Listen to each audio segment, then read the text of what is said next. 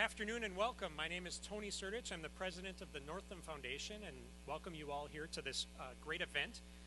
I am the MC for today and that is it. So if you have any questions about what's going on, please see the people at the side table. But I will stick to my script. And so, like many of you, when I got an invitation or found out about this event, it struck my curiosity right away because it dealt with the issue of the day, which is workforce. And no matter if you're sitting in this room as somebody who works in state government or federal government or local government, whether you're a chamber member, a business owner, a policymaker in the nonprofit sector, or just somebody looking for a job, we know that this is one of the most important issues for our region, for our communities, for our state, and for our nation. And so it's very pleasing to see all of you here today. Now I'm going to start off with something to kind of lower the bar. If you're looking for the solution for workforce development challenge and workforce challenges today, if you're looking for the one solution, you've come to the wrong place because there are going to be many solutions. And what's, I think, interesting about what the group that put the series of these conversations together is, you're going to be first grounded in facts and data and trends.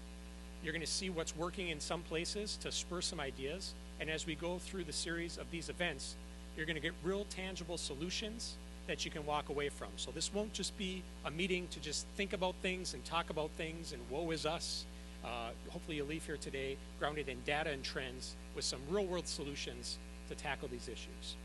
And so it is my honor to introduce who gets to do the real welcome today, the Mayor of Duluth, Emily Larson, and from the Department of Iron Range Resources, Roy Smith. Would you please come up?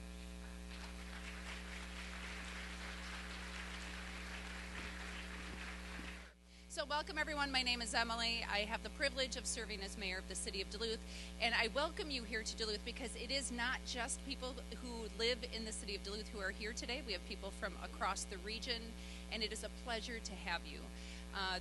The issue of workforce has been one that I have heard about in my third year as mayor, and it has been a need and an interest and an area that's been important to you and our employers and our community for as many years as I've had this job, but certainly preceding that.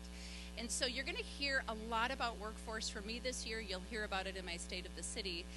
The City of Duluth is really committed to helping improve our community in this area and to help keep talent, to retain talent, to help your business grow. So much so that we have 8 staff people here today. We could almost fill a table with the expertise that we have in the room. And I want to thank Heather Rand from the City of Duluth, who's provided tremendous leadership along with many other people to help get this event going. It isn't easy to do an event. I was just talking about events before this one started. There's a lot of details. You want to make sure you're hitting the mark for everyone who's here. So I really want to reassure you a couple of things. As Tony said, you're not going to get one solution today. You are going to get some information and you'll be inspired, hopefully, to think through what you can bring to the conversation. But this is a series, so this is the first of 3. And I've never been particularly drawn to kind of think tank conversation. I really want to dig in and get to strategies that are going to be effective. So we will want your feedback to know that as we go through the series, we aren't just continuing to talk about workforce, but we are working together in ways that can help provide solutions. So before I give Roy a chance to say a few words from the IRRRB, I do want to let you know that I'm really here in 4 different capacities. The first is as mayor, and I have a deep concern with you for this issue. The second is, before I was mayor, I was a social worker, and I worked heavily with workforce development. And I'm actually a workforce geek, so I know it's an unwieldy field. I know that there are many reasons why it can be challenging for individuals to compete in a market economy. So I'm really interested in kind of unpacking the total package that is workforce, and with all of its blemishes that come with that. The third way is as a business owner. My husband and I own a business. It's a small business. There's about 6 employees, and every single one of them matters. Every single one. And there are a lot of reasons why they are working here. It's quality of life, it's wage, it's opportunity. And I know that it's not just as simple as hanging a shingle out and asking people to apply. There are other elements that are important to you, whether it's the cost of housing, whether it's transportation. So workforce doesn't just involve a bubble of experience. And the last is really as a parent. So I have 2 teenage sons. My oldest will be 18 this year. And I am concerned about the opportunities that are available, wanting to make sure that he has many options where he could fit in should he choose to stay in Duluth. And as a mother, I would love that. But also for his colleagues, his friends, our other son, all of the young people who are coming up, that they see the vibrancy that is here, whether it's through a 4-year path, whether it's through the trades, whether it's through local community colleges. I know LSC is here, one of my favorite partners in this area of work. So there's a lot of reasons why we are all working hard here, and the solutions will be complicated, but they're also going to be energizing and wonderful. So thank you for being here, and with that, we'll get to hear from our wonderful neighbor at IRRRB. I bring you greetings from Commissioner Phillips and some news from the Iron Range, who are we're facing challenges very similar to the city of Duluth. It's interesting that I'm standing before you today working on some of the issues that caused me to leave the range in the first place. When I graduated from high school back in 1981 with almost 500 students, you kind of got your diploma and a set of luggage and you got out of there because there weren't a lot of opportunities. And now the exact opposite is true. So I too come from a couple of different viewpoints on the challenges and opportunities that face us in northeastern Minnesota. I too am a small business owner. I own a little business called the Ice Cream Truck that toodles around the Iron Range and sells ice cream. I have 2 employees. One is my wife and one is my daughter. And so if you want to see some tense labor management negotiations, that's where it is. But that's where my business savvy ends. A couple of things that we're noticing, and one is we can really even look to this place, look to this city, and the great work that this city has done in improving itself, its amenities, its education system, its parks, its recreation, those things that attract really that creative class of people. And understand that the communities on the Iron Range that are doing that are investing in things like childcare, education, bike trails, quality of life, those communities are attracting people, and the communities that don't do that are losing population to the communities that do. And in the business world, it really is the same way. As we look at a tighter and tighter labor market, and opportunities exist in large numbers for individuals who have the right skills, and that's a key, to work for a variety of different companies, businesses have to start to ask themselves, why would they come to work for me? And so those businesses that are also investing in quality of life, in shared decision making, in wages that are competitive, in opportunities for employees to engage in social initiatives that they believe in, those companies are going to continue to attract quality employees at the peril of ones that just don't. And so during this session today and the series that will follow, listen for those types of solutions. It's going to take some creative partnerships to make this work moving forward. General Creighton Abrams once said, the best way to eat an elephant is one bite at a time. This is a large, large issue. And so we have to look at it in terms of systems. And so while there are changes that need to take place within the business community, there are certainly changes that need to take place in the education and delivery system as well. And so as we look at this, several years ago we were sitting here and I saw my good friend Drew Digby floating around here a little while ago. And Drew and I started to kick around this idea of workforce streams, that we're not going to solve this solution by just depending on high school graduates or college graduates alone. We've got to take a look at how we increase workforce development from all the different types of streams, whether that's individuals that come here to go to school or individuals that come here to work short term, or how do we engage folks to stay in the workforce a little bit longer. But perhaps the biggest opportunity is for us to engage those individuals who for many years have been sitting on the sidelines, underemployed or underskilled, without a pathway forward for them to live in prosperity like many of us do. And so we've got to become better at moving those folks in from the margin. I'll give you an example. Traditionally, we've run at our 2-year colleges in the Northeast Higher Education District on the range, and I see some of my colleagues out there. I see Mike Ryach in the back, Trent Janicic is here as well, taking a hard look at how we deliver those programs. And so with President Mackey's leadership, one of the things we've been able to do is really condense some of our programs into small certificates. We just started yesterday, for the first time, a 240-hour short course in accelerated welding that will have individuals ready in 240 hours to take entry-level positions. That's a creative way to do it. And so, as we stand here today looking at this series that'll be coming at us for the next few weeks, I want to leave you with this. I've been around the country, and I've talked around the country on this topic. And I can tell you that there's no place better suited to solve this issue than right here in northeastern Minnesota. We have the higher education initiatives, we've got great public schools, we have tremendous support from our elected officials and our nonprofit organizations. We have everything we need here to be moving in the right direction. And so I want to thank you, Mayor, for hosting us. And Tony?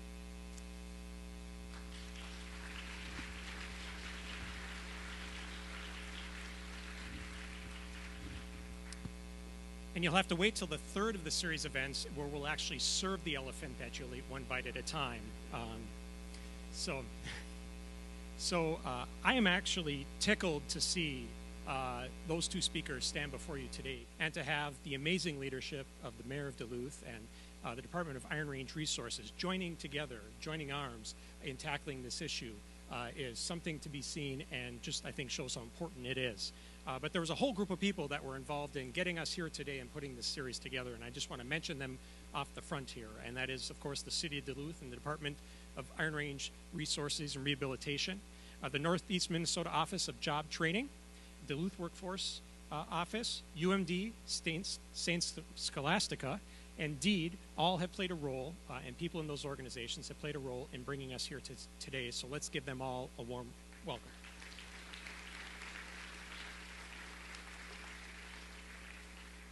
So I'm going to keep the ball rolling. You all received a packet of information. Within it is the agenda, and also importantly, within that is a little notepad. Now I want you to make mention of the notepad because you will get a lot of information presented to you today, but there's going to be opportunity to interact with the presenters. And so if you think of a question or something that you want to engage with them, please write them down on the notepad, and we'll get to the Q&As after their presentations.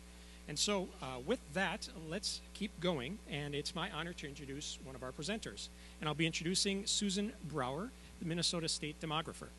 Susan Brower is the Minnesota State Demographer and directs the Minnesota State Demographic Center.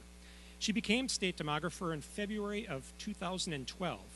In that capacity, she travels the state talking with Minnesotans about the new social and economic realities that are brought about by recent demographic shifts.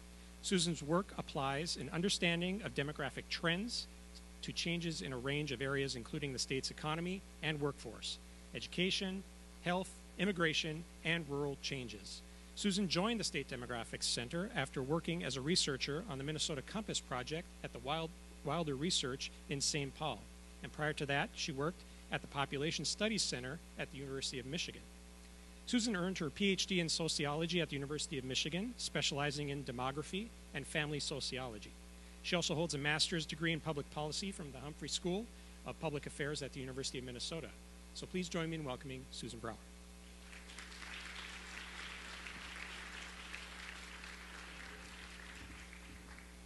Oh, hi, everyone.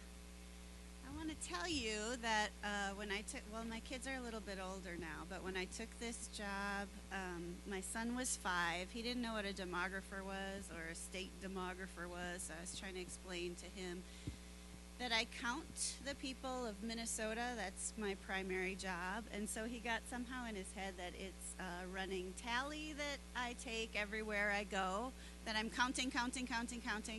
And so that's especially why I love these big crowds. I want to share with you today some of the demographic changes that are producing workforce changes. And they're happening, they're big changes, they're happening right now. And we're really feeling the impact of demographic changes that have been unfolding over decades. We just happen to be in a spot where we're actually feeling the pinch right now. So I want to get us all on the same page and describe to you what's happening in the state, and then drill in a little further and look at what's happening in the northeastern region of Minnesota, just so we're going forward on the same page. Some of the things that I'll share with you today You might not like them so much. Sorry about that. Some of the things you might like. My job, the way I see my job is really to help you understand where we're at today so you can make good decisions about where you want to put resources and effort and time and energy in the future. So I want to tell you a little bit about growth in Minnesota, what we've seen in the last 5 years. What we've seen is an increased amount of growth in the urban centers, particularly in the Twin Cities metropolitan area, in Rochester, in the Fargo-Moorhead area. You can see that that's where the bulk of the growth has been happening.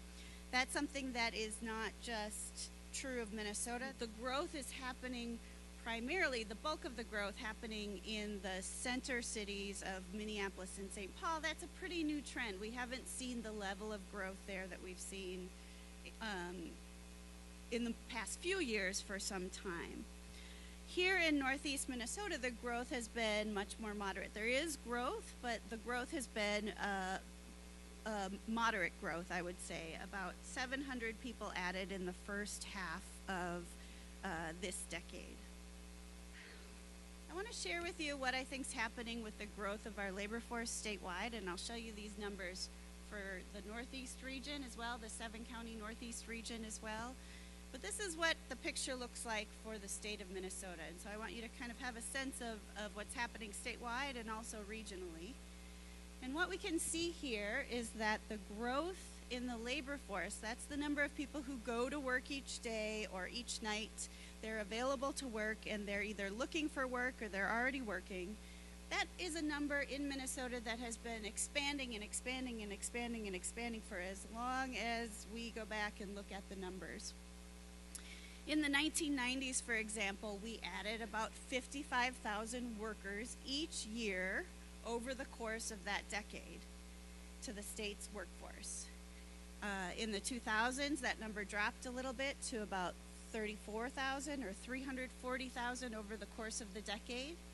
And that has continued to slow, particularly up to the point where we're at right now, which is that green bar, where we expect statewide to add only about 7,000 people per year.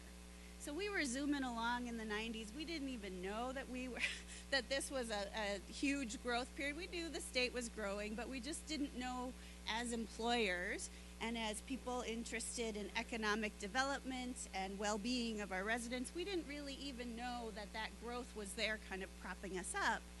We're beginning to feel that shift now as we're slowing down our level of growth. We're not alone, again, in the U.S. or even nationally. This is something that just happens when you have an aging society. You don't have the growth from the younger generation like you had in the past. You have a lot of people retiring. And so the red states that you see here are states that are projected to actually have their working age population contract over time. In our state, we're projecting modest growth, just barely, just a small amount of growth going forward. It's in the south and southwest where you see more of that working age population growth right now. So I was sharing some of these numbers with a legislator a couple days ago, and he kind of narrowed his eyes at me and said, well, you're just trying to scare us with these numbers. I can assure you I am not trying to scare us with some of these numbers. This is really just the result of looking at what our demographic trends are. And so I'd like you to understand that we're all in this together, that we're moving forward in a new environment that's kind of unfolding in front of us. But there's some really stable patterns that are propping this up. So just to give you a sense, again, this is the state overall, but we have a huge cohort of people who are set to retire. They've already begun retiring, the baby boom generation, and they will continue to retire over the next 15 or so years. If you think about this graph like it is an elevator, and every 5 years everyone moves up a bar, and every 5 years everyone moves up a bar, we're just marching along in time, and we have a huge proportion of our population that is set to move into the retirement years. And that's what's making it so hard for our labor force to grow, is we have so many people leaving it. So when we make these projections, some of this stuff isn't that hard to make, really, because we have surveys, we have censuses, we know how many people we have and at what age they are. And my predecessor used to love to tell people we think people age on average about 1 year every 12 months. On average. We roll that in. This projection is really just kind of time marching on. So when I show you that the labor force growth is tapering off in Minnesota, it's really just the other side of our age structure. This is just a natural outcome of how we age as a state. And we're not alone. We do take into account that that people work longer nowadays than they did in the past. And you can see, if you look at this graph here, as we go, it's a little bit hard to read, but as we move forward in time, from 1990 to 2015, you can see that the percentage of people who stay working has increased. It's increased a little bit, still drops off pretty fast around age 62, 65, 70 or so. You have a fairly small proportion, but this is why I can be pretty confident that the projections that we make are going to unfold more or less the way that we have projected them to, and that's because this is a really stable pattern. People tend to retire when they get older. Maybe they retire because they want to. Maybe they retire because they have to. They can no longer work the job they've been working in the past. But this isn't something that's necessarily hard to predict, and we do build into these projections growth at the later ages. We do expect that that trend will continue a bit into the future. Let's get more complicated. I want to tell you about what migration looks like, because that's what people will often say. Well, what about migration? What about if we get a whole bunch of people to move here? Sure, that could happen, absolutely. Again, we're still looking statewide, and we'll look at the Northeast region in a moment to see how that picture differs. But what we're looking at here is our historical trend in migration. The green bars are telling you the losses that we've had, or the gains that we've had, because of domestic migration. That's when people move around the U.S. So they're moving in or out of Minnesota. And what we saw in the 1990s is that Minnesota tended to gain people from other states. And that switched around in the early 2000s, so we started having consistent losses of folks to other states. And just this last data point that we got for 2017, we saw something that might be a new change going forward. But in general, what we've seen over the last 15 to 17 years has been losses to other states in general. So that's to say that piece of migration hasn't been helping us out that much in terms of our labor force growth. It's kind of working in the other direction. What has been working for us in terms of labor force growth has been international immigration, which are the blue bars on there, which have been consistently positive and actually growing. It dipped down a little bit over the course of the recession, but grew again as we came out of the recession. And so you can see that in a state like Minnesota, this is pretty common to see that you have out-migration of people to other states, but you have people coming from abroad. That's going to be an increasingly important piece of our growth as we move forward. And in fact, when we make our projections, we expect that we will see an increase in international immigration as the result of some of these workforce changes that we see. It tends to kind of go hand in hand with a slower growing workforce. In other countries, we've seen the same thing, where the workforce growth starts to drop off and you start to see this uptick in international immigration. And if you look at across states, you can see that international immigration is an important piece of growth for many states, that many Midwestern states lose people to elsewhere in the country, but many states fully compensate for those losses, like Minnesota does, with international immigration. I just want to draw your attention to the states at the bottom that kind of don't fit that general bill.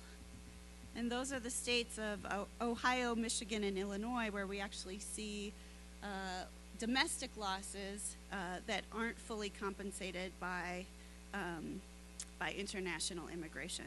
So that's kind of the pattern of the demographics of it.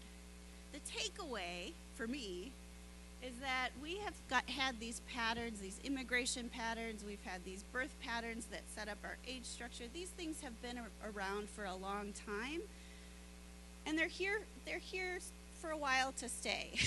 They're pretty stable. It's pretty easy to predict the future when you've got a stable history behind you. So I would expect that what we'll see at the state is this we'll continue to see some growth, but it just won't be anywhere near the level that we've seen in the past. And this is happening at a time where our economy has been growing. So, this is one of the longest expansion periods that we've ever had. And we've been adding jobs and adding jobs and adding jobs. And for the first time since this survey has been done, many of you have seen this particular graph, but we have actually more job openings statewide than we have people looking for work. That's when that line came together. You can see that the gap opened up where you have more unemployed people around the time of the recession, and that the number of available jobs dipped down, but that's coming together so that we're at a point right now where it's a very, very tight labor market statewide. This is when employers start to feel the reality of that slow-growing labor force. This is really the pinch time. So I used to give this talk when I started this about 5 years ago, and I would be going on and on about how the labor force was about to slow and we should get ready and all that kind of stuff. And people kind of, I don't know, they didn't quite understand the way that I see people understanding, especially employers, the way I see people understanding it now, because I think they're starting to feel what that scarcity feels like. They're starting to understand and starting to feel what the implications of some of these demographic trends are. So we're starting to hear newspaper reports about different ways that employers have been trying to attract workers, retain workers, different ideas for moving people around to where the jobs are, different ideas for where to look, where maybe they haven't fully utilized workforce in the past. This is something that is becoming more and more of a reality, and it really has been now for the last year to 2 years, I think, that people are really coming to grips with the fact that this is a change that is we're feeling now, and it's more or less here to stay, at least from the labor force side of things. I want to shift and look to northeast Minnesota. We're going to start by looking just at the population overall.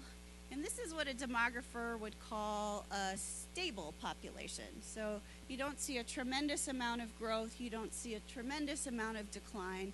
This is what happens when you have an older age structure that's been in place for some time. You have relatively low birth rates. You have the number of, close to the number of people here today that you had roughly 10 years ago, 15 years ago. You're going to be, in general, you're working with what you had in terms of numbers, and you're not necessarily relying on a push of growth coming from the outside. So that's been your experience, and I think that's a real strength because it's what you're used to. I think this is where a lot of regions are going, and I think it's where the state's going in general, is to much more dampen growth overall. And many parts of the state are used to expecting that some of the issues that are coming their way will resolve themselves by growth, whether it's economic growth, whether it's workforce growth. They kind of expect that this will get taken care of because it always has in the past, and the growth has kind of made up for some of the problems that have presented themselves. But I think this region in particular has had this stability for a much longer time. And really, whether or not you know it, I think you understand that some of the changes that need to be made aren't going to be growth-based strategies necessarily, at least in numbers, maybe internal growth, not population growth numbers. When we make projections for the labor force growth for this part of the state, this is the 7-county region, we do expect that we will see a declining number of people available to work. This is not because you're losing folks. We just saw the population numbers, really stable numbers, even a little bit of growth. This is because you have so many folks who are moving into the retirement years, and it's really hard to make up for those losses due to retirement. So they may be happy reasons why the number at the individual level, while these numbers are going down, but this is really the reality I see for this group, that I do see a declining size of the labor force growth over time. So this is not actually the growth. I actually see a contraction that I would expect just based on your numbers, just based on the number of people and how old they are today. This part of the region is not alone. I think greater Minnesota will see these contractions, unlike the rest, the Twin Cities metropolitan area where we're expecting more growth. Again, there's some momentum in the growth that's already happened in the past, and that's kind of what propels these numbers forward. But this is really the situation that I expect you to be doing your work under in the coming years. So when you're thinking about workforce and what are the challenges, I would expect that it's with a declining number of folks going forward. Again, people aren't fleeing. This is something I have to repeat over and over again because you see these numbers. It's not that at all. It's just that people are aging out of the working years. Actually, we see when we look at the migration numbers, we see kind of a mixed bag. The first thing I want you to know is most of the growth that happens in this region is happening because of births. And most of the losses that are happening in this region is happening because of deaths. It's just the natural outcome of our demographics. Again, very easy to predict.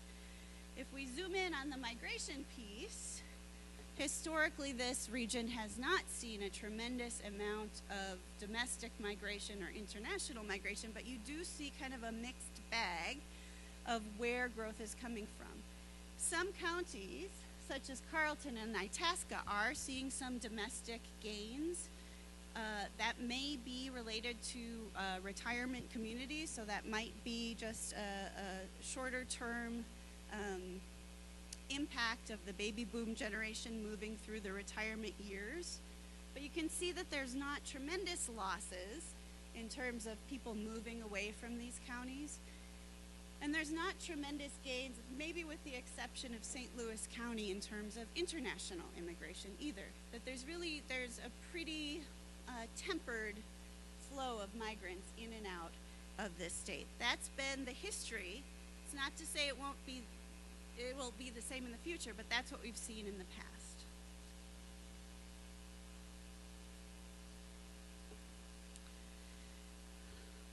It's a very similar picture if we look at the number of unemployed folks in this region. We were looking at this earlier for Minnesota overall.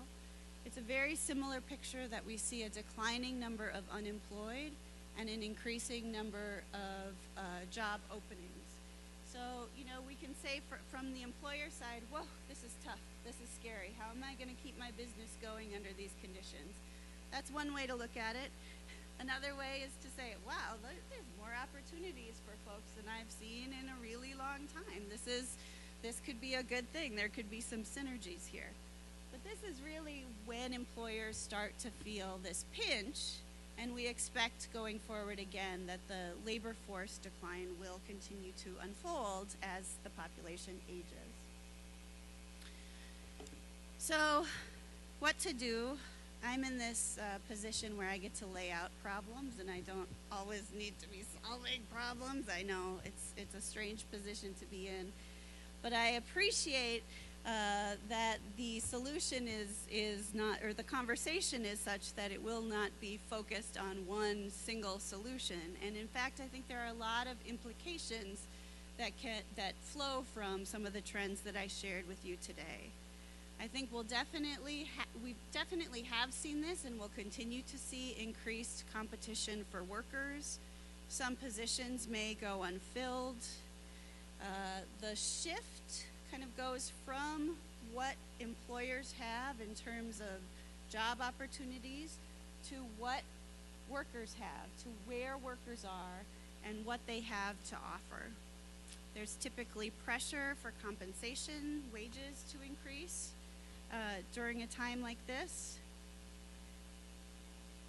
And I think in particular what I'm starting to see is that you see a shift from those jobs, as I said, to the people. Just what can we do with the people that we have? How are we faster? How are we smarter? How do we train people up to their full potential rather than allowing people to face barriers that maybe in the past, it wasn't as much of an issue region-wide because it was masked somewhat by the growth. I think it's going to be really important to think about the role of migration, even though it hasn't played an outsized role in this region in the past. The question is, what kind of role could it play in the future? Nationally, international immigration often picks up when we have these labor force shortages, and so that might be one opportunity.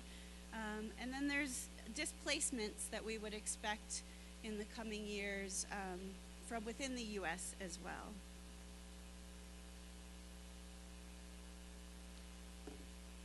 Sometimes I give these talks, guys, and everyone's all cheery, and then I get here and I bring everybody down. But I want you to know that this is the reality that I see. It's really, I don't show you this to make you feel any way or any other way, but I want you to understand kind of with your eyes wide open the situation that we're moving into. And it's going to be kind of tough. It's going to require that you make changes. And that you make changes now, not in 15 years or 20 years, because we're really starting to feel this pinch now. So the timing of it is now. And I really think that we have this opportunity to put into place changes that we otherwise might want to make. This is kind of forcing us into that situation, but I think it's a really good time to be thinking about what kinds of policies and programs and practices can we put into place in our everyday lives, in our work lives, that will work more for more people. And so with that, it's lots of numbers. I'm happy to take comments or questions from you.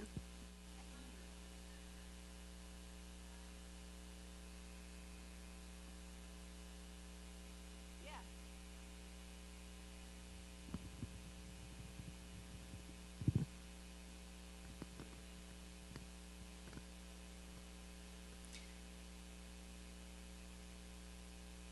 Yes. Yeah. Yep. Okay, so the question is, are these net or gross? Are some of these moving from county to county? Yes, they are. So this is at a county level. What does the immigration picture or migration picture look like? So there may be movement between counties. They may be coming from outside the region. They may be coming from outside the state. This is, it's a good point. So anywhere within the U.S., including a neighboring county, would show up in brown, in that kind of brownish red color. Yep. We have a microphone. Sure. Yeah.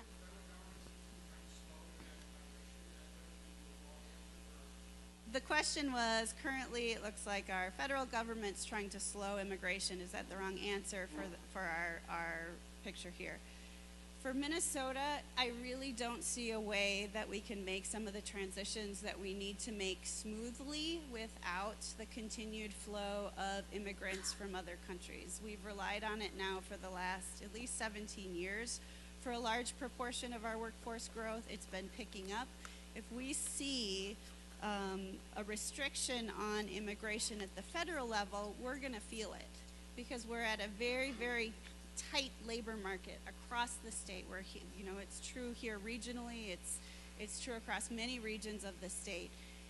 And what many employers have done has been to look abroad to pull in workers with a specific skill set that are needed for the jobs that we already have. If there are continued restrictions put on that, this, we would expect that the situation that we'll be moving in toward would be even tighter. Yes.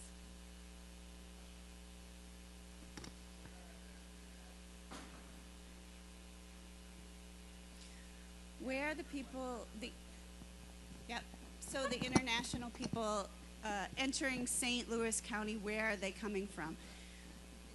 This is an excellent question that we need data from the decennial census. Well, we need data from a different data source than is shown here, but my expectation that this would be concentrated in the university, in the post-secondary ed migration in St. Louis County. And typically what that is pulling from is across the globe, that when you see that, but particularly in Asian countries as well.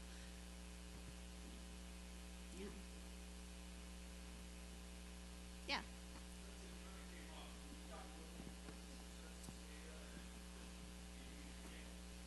Oh, can I? Yes. So this is mostly what I've been talking about in my demography life, and that's just what census data are used for, why it's important. And there is a concern in the last couple of years that the decennial census in particular has been really underfunded by the federal government. And it's a big concern for folks who are looking ahead to do planning.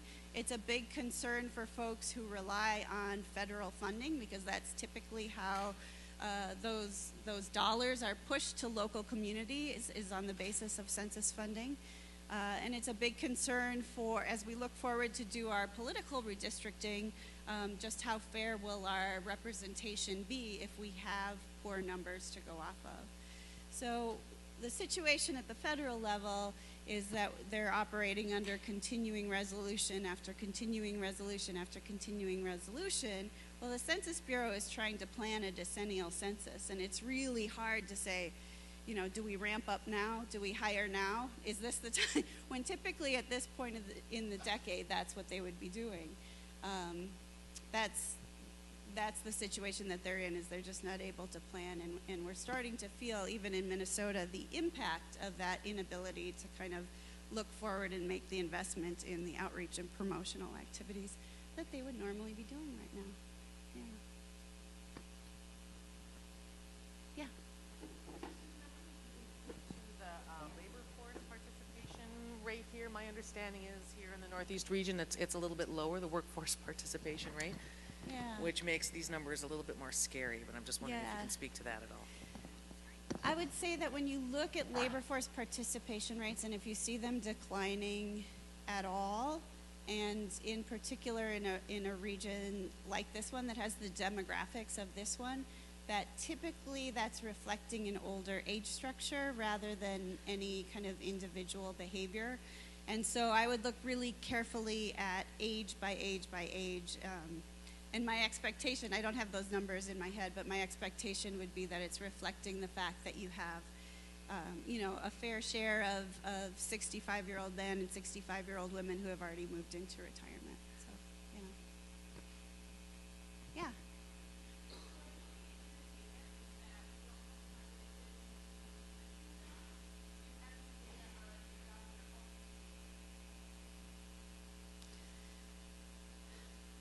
So DEED, and I know there's some folks from DEED here, DEED does the projections of the employment side, and I would say that I'll generally speak of where the growth is happening in terms of skills, the skills continuum. And the skills, this is again statewide, but the skills that DEED projects will grow, or the skills needed, are kind of at both ends of the skills continuum.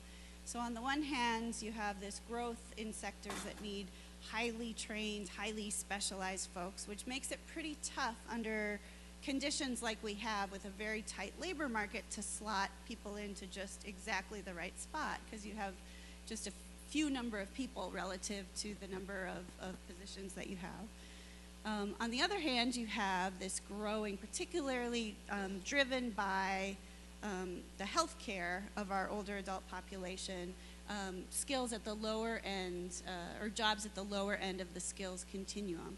That's kind of the landscape of where the growth is really projected to increase.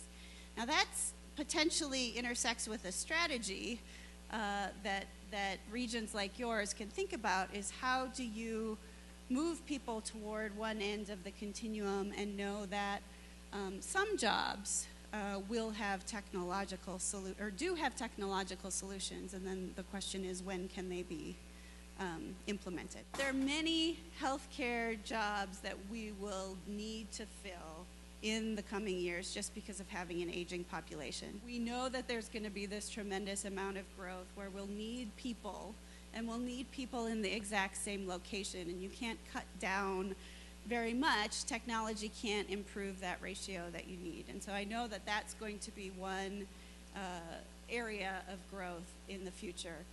There are other areas of growth, the sector that's projected to increase in the service industry and retail and food, and those we do have, there are some technological solutions. So it's typically in those areas that there is a manual job being performed and it's repetitive. It's done over and over and over again.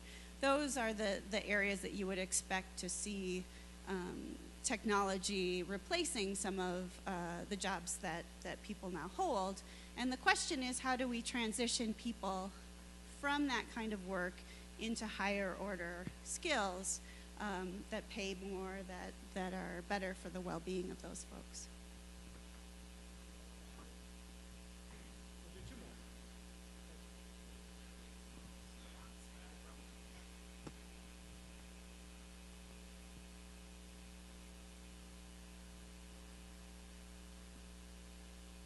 Okay, thank you. So nationally we're talking about. So the question was, what are the national growth patterns looking like generally compared to Minnesota? Yeah. So in general, what's happening in the Midwest is we see moderate to no growth, and we're actually kind of a leader with respect to the growth that we experience in Minnesota. We do see a good amount of growth for where we're located on the map. The states that have been growing like crazy have been states like Texas, Florida, some of the states that have seen migration of young people to the Southwest, for example. We would expect these trends to continue, except that there are some climate things going on that can be really difficult to predict the impact of. There are some demographers that have projected the rise of sea level and how that displaces folks going forward, and that's a little bit easy to, that's a reasonable prediction to make. But it's really hard to say where a weather event, that's a climate-based weather event, is going to hit. And that really has the potential to shift up some of these patterns that have been in place for a very long time. The final thing that is a climate-related issue that could change is just the fact that where a lot of the growth is happening right now is where there's a scarce supply of water. And of course, we all need water. Businesses need water. Energy needs water for cooling. And so the question is, how long can those areas continue to sustain that level of growth given limited water supplies? So that's really long-term stuff, but it might not be, and it might just be the reality of how migration shifts play out in the future. For most places, though, the baby boom happened across the U.S., it happened across most of Europe, and so many places are experiencing slower growth than they had in the past. It's just that immigration piece kind of takes on a new importance given that dampened growth.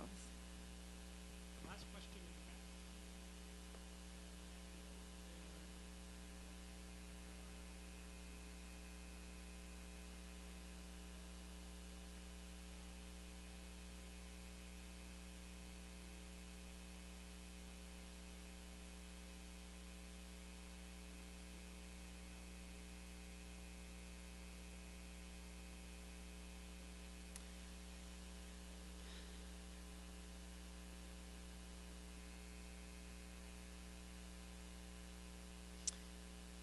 Those are great questions.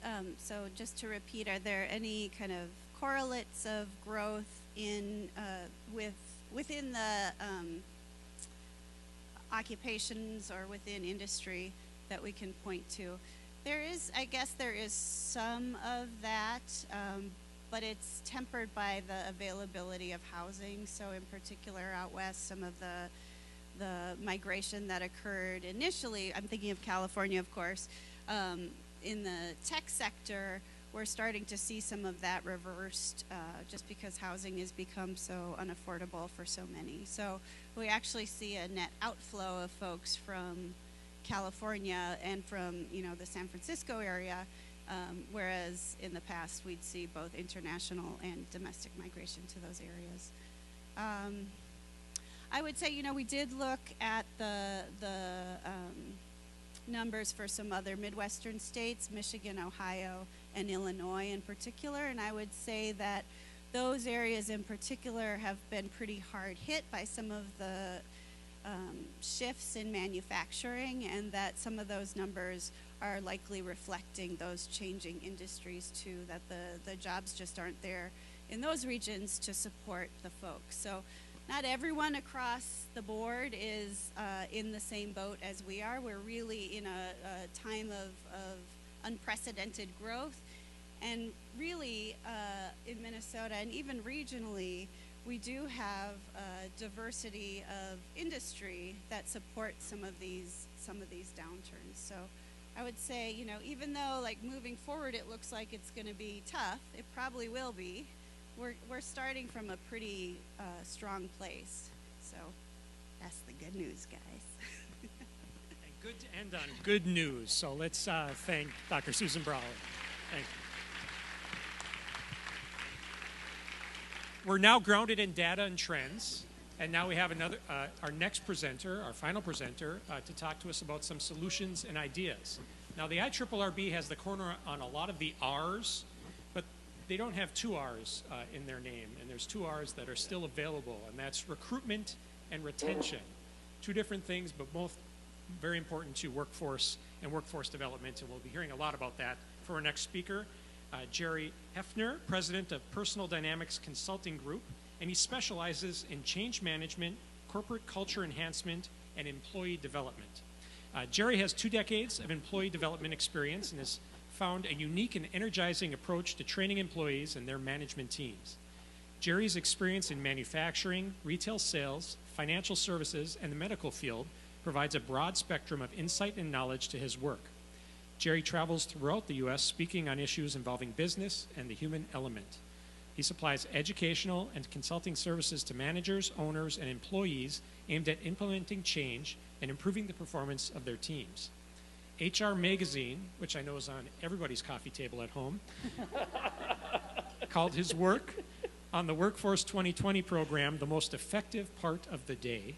And in 2002, his Best Places to Work program was the recipient of the Pinnacle Award from the National Society of Human Resource Management, or SHRM, as I actually knew that one, for the St. Lucie County Human Resources Association. Gerry's expertise, energy, and humor, and yes, I think he wrote this himself, had made him a popular addition to conferences throughout the United States, and we're glad to have him here in northeastern Minnesota. Everybody, please welcome Gerry Hoeffner. Thank you very much.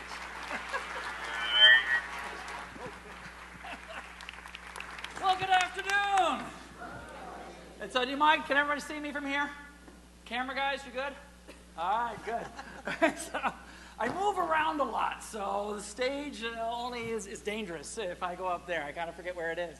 So thank you for being, I'm from Fort Pierce, Florida, and I've been enjoying your lovely city for the last couple days. I showed up early, and I love what you have here. I'll be honest, I have been hiking, I've been out on the lake, I have been as far as a number of eating places, and yes, you have a brew house about every other block, or more! And so I've had a really good time. And so, first of all, I just want to say thank you for being a good host. It's been lovely here.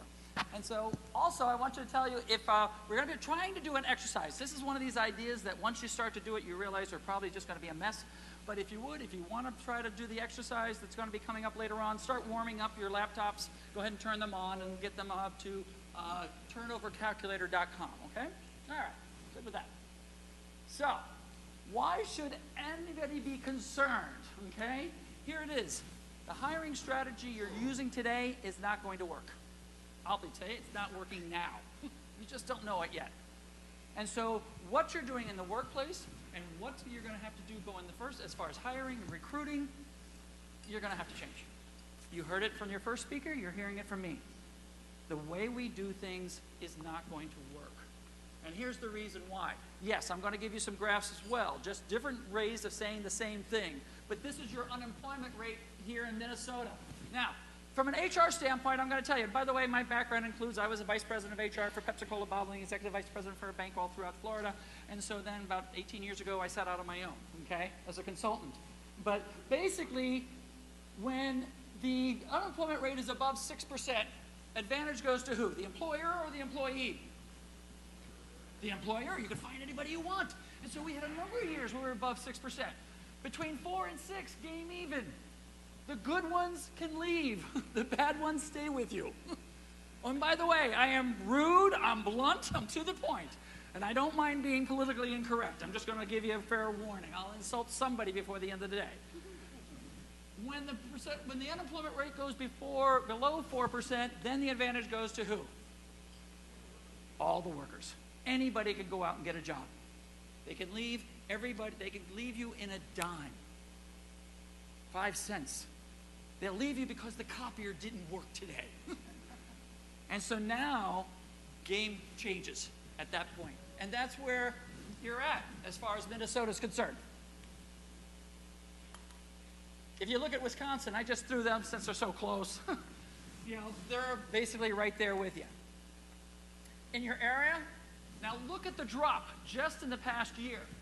Going from 2016, St. Louis at 5.6, you're down to 4.4. This is huge. You don't see that type of drop normally. 5.7 to 5.0, 5.6 to 4.5. You are getting to that point. You're at that 4% range where you can't find anybody. You saw it in her graphs, you're seeing it in mine. This is what Minnesota looks like in the unemployment area. Light means very low unemployment. So you're still a little bit darker than down south, but not by much. This is Wisconsin looks like. You're not going to get them from there. And then you can see Wisconsin's now in your surrounding carries has gone down below 4%. So now in the other side of the lake, all hell breaks loose. Because if they don't want to work there, they just go up and go next door. And they can find a job. As far as who's unemployed, well, you got the less than a high school degree still above the mark. High school degree in the range, some college, but if you're looking for an associate's or better, they can go anytime they want. Does that change anything in your workplace? If every employee knows, I can go over here. What happens to commitment? What happens to dedication? What happens to the work ethic? And as the unemployment goes down, what goes up? People leaving. The turnover rate goes up. The average turnover rate is right now at 42.8% and rising. It will get up to 48% at least. The average tenure right now is about 4.2 years. So that whole idea of after 5 years you get 3 weeks vacation, they have no intention of staying 5 years. It's not a draw. You would be better off to put the 3 weeks on the first year. Then you hook them because nobody else is offering that. Is that not true? And so you got to look at it differently. Holding things off so they stay for 3 to 5 years, they have no intention of staying. They don't plan on retiring from you. They're going to grab your knowledge and then they're going to go to the next place and grab more knowledge and then go to the next place and grab more knowledge. Do they have more value in the market because of all the knowledge they have? Or are we all worried, like, look, they jump from place to place. My son had 5 jobs in 1 year. 5. He got a raise every single time he went and asked for it. On the 5th job, he was almost 4th. He said, I've learned everything here. I'm going to leave. I go, where are you going? I'm going to go back to the 3rd one. I said, what are you going to do? I'm going to be assistant manager. I said, where the heck do you get to do that? And he goes, no. He says, I check out faster than anybody else. He says, my drawers will balance more than anybody else. He says, and more importantly, he says, people love me. They lost customers when I left. I'll bring them back. I have value. He got it. And $1 raise than what he was making at the restaurant. Is he wrong for that? Okay, I'm going to try that question again. Obviously, we have Midwest values here. Is he wrong for that? No. Are all your HR policies set for that? No. He gained more value, more knowledge by jumping from job to job than if he would have stayed with any one of those employers. Is that not true? Why would he want to stay with you, is the question. And that's what you need to start asking. I'm going to skip that one. We kind of went over that. So here's how does it affect your workplace. Finding the diamond has become more difficult. Think about it. You're going to soon be below 4%. Now here's where I'm going to get politically incorrect, and I'm sorry if I defend anybody. But it's the truth. You're down to the last 4% of the population that can't find a job. What's the chance you're going to find a diamond down there? Is that not true? And so you're going to have to find different ways than sitting there saying and running an ad. Because who's looking? The bottom 4%. Bad hires become a liability. And so you sit there, and because poison brings more, what? Sickness throughout the organization. Empty positions will affect your production and service and what you can do. I can't grow because I can't find the bodies. Employees have choices. They can work anywhere. You better give them reason of why they want to work for you. How are you special? If I ask that question, what would you answer? How are you special? Someone tell me I'm special because of this. Yes? With core values. Okay, core values will sell. What else? That's the problem. If you can't sit there and say, hey, we have a turnover rate 50% lower than the national average. We spend about $1,200 per employee on training and development. 20% of our organization moved up to the organization. We are special. You ain't going to make it. You better know your stuff. And so this is where we're at. Employee turnover is contagious. Joe leaves, Sally leaves, Pat leaves. Maybe I should leave. And so you got to look at that. If you look at the generation, this is our mindset. And I've mixed them, both the baby boomers, and I've been talking about this since the turn of the century. And I wait for the day when I don't have to. But I'm still talking about the same thing in the workplace. This is what it looks like today. Who's not in charge anymore? Look at it. You only represent, the baby boomers and the veterans only represent 23% of the population. What are your policies and what you're doing in the workplace? Where do they come from? From them. It's a whole new game played. And here it is. Take a look. I'm going to try to do it a little bit differently because how many have been to the generational talk? All right, many of you. How many it was given by a baby boomer who stopped there at the end of the story said, and we're correct? Isn't that how it goes? We're wonderful. Everyone's going to have to, I'm going to say wrong. I've been saying wrong for a decade now. The fact is, the veteran generation for the most part isn't in the workforce. But let's just talk about them for a second because they're still affecting the workforce. What was their greatest influence? We were greatest influences during our teenage years. And so what was their greatest influence in their teenage years? War and the Depression. All right? So this is a generation that lost their homes, lost their jobs, lost their lives, lost everything they had, and then had to go to work. I don't mean to diminish this last couple of wars or anything else, but we've lost about 8,000 very precious lives. Every single one of them is important. But does it come anywhere close to the 430-something thousand lives we lost in World War II? Could we stomach losing that many lives in a war that was not in our land, that had nothing to do with us, Do we have the stomach to do that today? We don't. And so what happened to these people when they went into the workplace? What is it that they valued after losing their families, losing their homes, losing their farms, losing? What was important to them? Stability, yes. And what was their trophy? The gold watch. I've been working for Ford for 40 years. Yay, I made it. You didn't. Ha! I made it through all of that. You didn't. You failed. That was their trophy. Did they work hard for that? Did they sit there and say, whatever you want, boss man, I'll do it. Just don't what? Fire me. This is the same generation that gave us all the safety nets that we depend on today. Medicare, Medicaid, Social Security, all to what? Treat everybody the same. It's how most of our HR rules came, that everybody gets treated the same. And you move up by what? Your longevity. This is the generation that gave us all that. And then came these guys. Okay? Where are you? You're in the room. See, when I started giving this talk, it used to be, woo! Yeah, we're here. What was their biggest influence? What was their biggest influence? Rock and roll. Rock and roll, yep. That was part of it, but that wasn't the biggest part. No, not Vietnam. It was part of it, but not the biggest part. The biggest part has to do with their name. Oh, by the way, I talk very fast. Yeah, no, the boom. There were so many of them. And so this generation had to compete for everything. They had to compete to get into the colleges. They had to compete to get on the football team. They had to compete to get in the cheerleading squad. They had to compete for everything they got. Because there were so many of them and the structures weren't set up for that.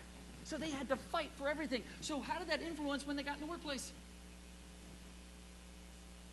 It was all a competition, wasn't it? This is the generation that gave us the dog-eat-dog world of work. This is the generation that gave us the corporate ladder that you climbed and crawled your way up. This is the and what was their prize, by the way? What was their trophy? Anybody know? Stuff. Look, my lake home. I have a lake house. You don't. Look at my Gucci bag. Look at the types of shoes I wear. Look at the kind of car I buy. I buy stuff. And I like to show it off. Now, did they work hard for that stuff? Yes, but this is a generation that gave us double family incomes. Divorce rate higher than we ever had before. They gave us latchkey kids. Sorry, we can't be home for you, let you in.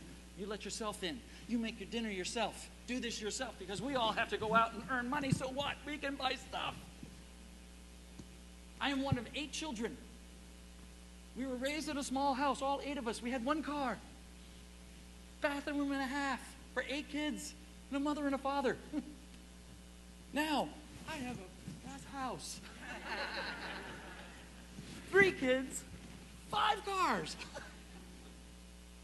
And I'm embarrassed to say I have a storage unit for my Christmas stuff because I can't fit it all into my house. I am of that generation. I buy stuff.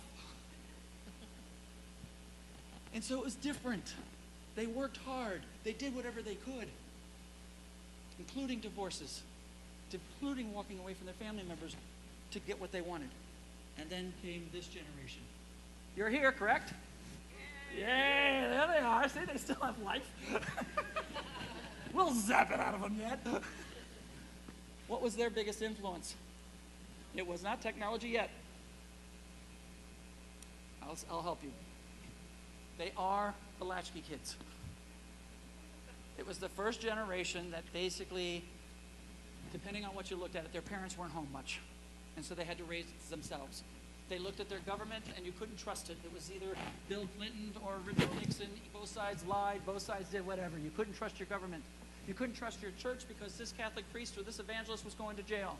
You couldn't trust your schools because they could pick up any newspaper and it said the schools failed them. So if you can't trust your church, you can't go. You shouldn't trust your employers because basically they saw their parents and grandparents dedicate their lives to work only to have what? Downsizing, right-sizing, cannibalizing, whatever you wanted to call it, the icing of America. So if you can't trust your work, you can't trust your parents, you can't trust your government, you can't trust your church, you can't trust your schools, who do you trust? Yourself. And we encourage that. We sat there in our school system and said, here, sit around the table. Learn this yourself. You can cook the dinner yourself. You just have to put it in the microwave. You can do this yourself. You can do anything you want, but you got to do it by yourself. And then they came to work for these people. Do you see the problem? And so they go, what? No, you do it my way. This is a generation, does it work hard? Yes, it works differently. It was the first generation to question management. It was this generation that sat there and said, why do I have to come in at 8 o'clock in the accounting department? Do not the numbers add up the same at 10 o'clock when I want to come in? Why do I have to dress up to be in a cubicle that nobody sees me in? And this group freaked. They think of new ways. They'll work till 2, 3 in the morning and then want to go skydiving the next day. They get their work done and they do great work. Are they wrong for the way they want to do it? No. Is it different? Yes. And then comes them. Are they here?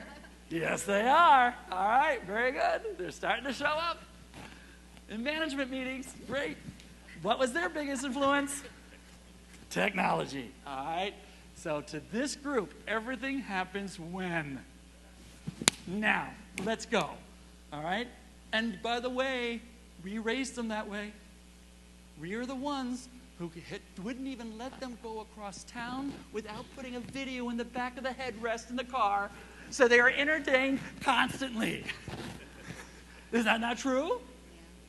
We're the ones who gave them all the games that blinked and stuff, as opposed to my parents says, go out and play with sticks. We gave them all that. They get their breakfast in a bar. It's got the milk, everything in a bar. Their popcorn goes in a microwave. It gets them in a minute or two. I cook popcorn the old-fashioned way. My kids came up and go, what are you doing? I'm cooking popcorn. Here's the question. How long does that take? I got 5, 10 minutes. Oh, gee. Did we not give them all of this stuff? We gave them all the games for their problem solving. We gave them the access to the computer. They said, they're going, why do I need to know about the Civil War? I know where it is when I need it. I don't need it today. Where is it? A couple clicks away. And they'll know everything about the Civil War. Study it for 2 weeks in school? Oh, please. God. Isn't that true? And how does that relate to our workplace? It's the management, the way they make decisions. It's based on their games. It's based on the games. Ever watch them play a game? Here's the basic concept of all games. All right?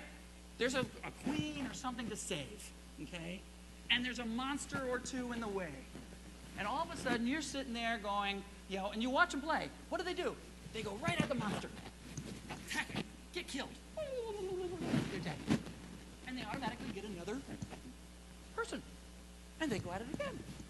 Eventually they figure it out. There's a few secret passageways. They go through the secret passageways. They ride up an elevator or two. They grab a few golden coins, jump through a ring or two, and they save the queen. Done. I gave that same problem to the older groups. What do?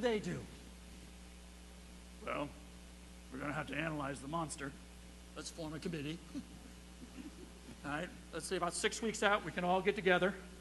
We'll do a SWOT analysis, study its strengths, its weakness, and then we'll set an annual plan.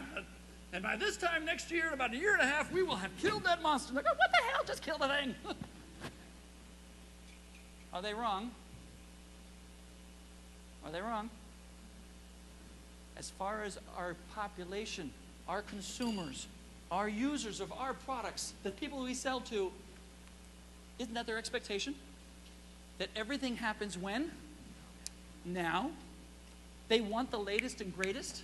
We will wait in the snow, dark, sleet, cold of night for an iPhone we know doesn't work.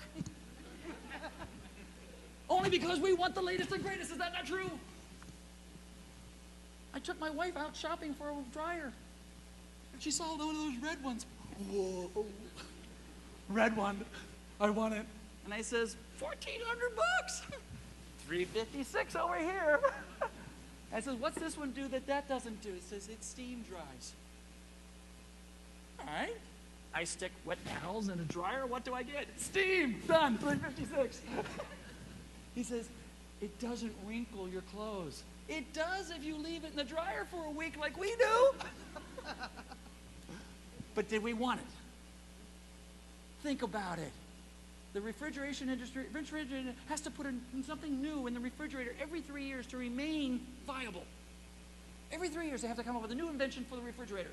Think about it. How many places can you put the water dispensing machine? And do you really need a real blue light to find your way? Did you ever lose your way to the water dispensing machine? We want all that. And we don't have time to wait for them. Is that true? So in all reality, which group do we need to start looking at differently in the workplace? Yeah. Because the world is moving much faster. And this group that is now the majority of your workforce, and the majority of those people out there looking for a job, own the market. But your HR policies are so old. They sit there and say, you have to wait 5 years for that. I'm going to get paid the same as Joe, and Joe's going to be paid more than me only because he's been here 15 years? Old Joe? I don't think so. I produce more than Joe. And so it's different now. They've been out on their own. We trained them to be out on their own. We trained them to be on their own 2 feet. And they're going to protect themselves. Are they wrong for that? They have knowledge. They have value. They have stuff we need. And we need now, as employers, we need them more than what? They need us. Do your policies show that? Oh, just in case you didn't know. I'm going to skip this piece. This is an old piece. It's kind of cool. I'll go back. Now you saw it. But anyway, this is an old book. 2002 it came out. All right? But just to show you the difference in the mindset. Bonanza, remember Bonanza? Awesome Joe and all that. Family Ties. Now, they don't listen. Millennials don't look at Jerry Springer, but I just want to show you where the world has gone. Now, what generations does Jerry Springer belong to? And then complain about the young kids and what they look at on TV. Is that not true? Who sponsors Jerry? All the old guys. And then complain about the young ones who don't act that way. Hard work, hard to find. I'll work if I have to. Jobs are a dime a dozen. Isn't that what I just said? Only if I have to, as far as credit. If I really want something, how much can I get? I have a 17-year-old. He's getting applications now for credit. He has nothing. Heroes, men of character, men and women of character. What is character? True. Who are they supposed to follow? They had to teach it in our public school system. Character counts. Communications, just about anyway. Change. Like it, dislike it, accept it, demand it. If you're not changing and you don't have the latest and greatest, guess what? You're old. I lose market value by working for you. Is that not true? All the young ones are going, uh-huh, uh-huh. All the other ones are going, what's he talking about? It's the games. It's their playgrounds. If you go to the playground and you don't have the latest game, your child gets ostracized. Nobody wants to talk to them because they don't know the latest and greatest game. That whole concept is coming into the workplace. If you don't have the latest and greatest, nobody wants to hire me after this because I'm not planning on staying with you. I'm planning on leaving. It's not their job to stay. It's your job to keep them. Does that make sense? Respect is automatic. It's polite just because you're older. That's funny. Because you told me not to respect anybody. Don't trust anybody. Isn't that what we taught them? Don't trust strangers. Don't do this. And so now all of a sudden I walk into you past your doors and all of a sudden I'm supposed to trust you? I don't think so. You have to earn their trust. And so does all the other employees in that workplace have to earn his trust and her trust. School, tell me what to do, show me what to do, why do I need to learn this? I could work my way to the top, this could lead to the top. If I can't take Saturday off, I quit. And promiscuity leads to mono, leads to herpes. Today they just die of AIDS. It's a lot more serious, their world. Pornography, just a click away. Government, is there dishonesty? There is dishonesty. And today, is there honesty? Always prevails, usually prevails, can be bought. And parents try to please them, try to put up with them. They just aren't home. This is your workforce that you're trying to get. This is the ones that you're trying to attract. So what is it that they want? What is it they want more than anything else? And it's opposite of what you probably think. Every generation desires that which they did not have. The veteran generation did not have what? Stability. Baby boomers did not have what? Stuff. What's this generation want? Someone to trust. Someone to trust. They will work through the night, whatever, if somebody would notice them. But we hire them, send them off to the God knows where, and that's the end of it. And they're looking for someone to trust. So, what difference does it make? And who is right? Does it make a difference in your workplace?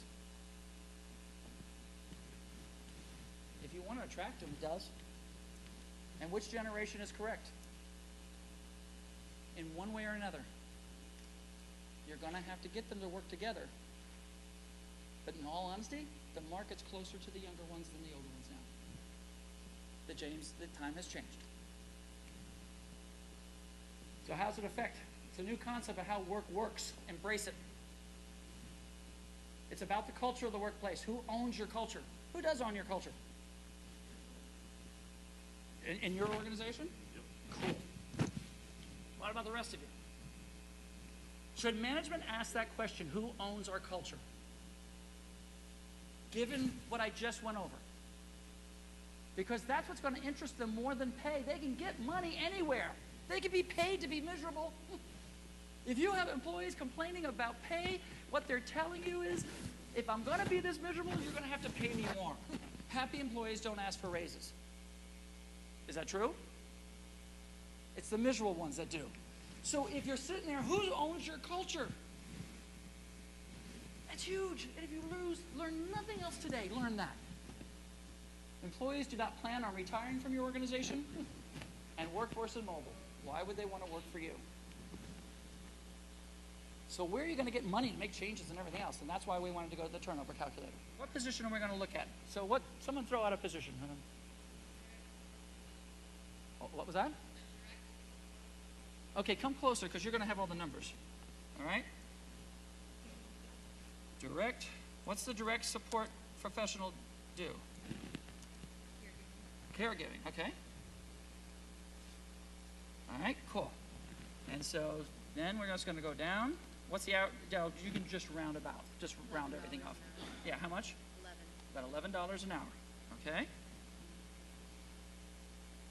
Tab. This is not my computer, so it does. Gotta get used to where the buttons are. Cool. Supervisor salary roughly 18. Co-worker salary, we'll just put in 11 again. 12. Yeah, put 12. All right. If you have to make a guess, go conservative. Okay. Now burden costs. If you don't know what burden costs are, you can go right here, and it will give you a definition underneath the help. There we go. Nope. Back up. All right, burden costs will go right here. Basically, it's the taxes, the workers' comp, the benefits, and all that. Usually, it's somewhere around 40 to 60%. So, healthcare, I'm going to go 40. Okay. In fact, let's just go real. I guess not hitting the right side. Let's just go 35. Okay, I'm going to go real low. And then, on average, how many weeks' notice does the person give? 0. All right. Good. 0. All right. On average, how long does it take to fill the position? 6. All right. And on average, how much does it take to go from 0 knowledge to they're running like your best employee? Probably takes more than that, really, to know all the patients and like your best employee to 100%.